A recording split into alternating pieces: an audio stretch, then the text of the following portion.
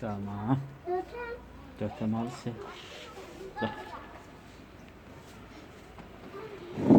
Dörtten. Ben kart atalım da. Ne yapacaksınız? Kart atalım. Kart mı atacaksınız?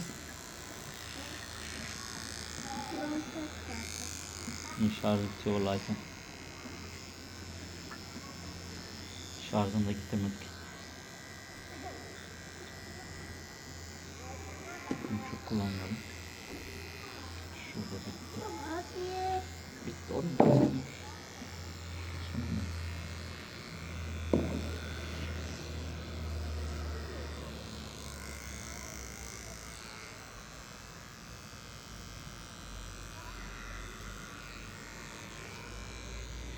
Dörtten.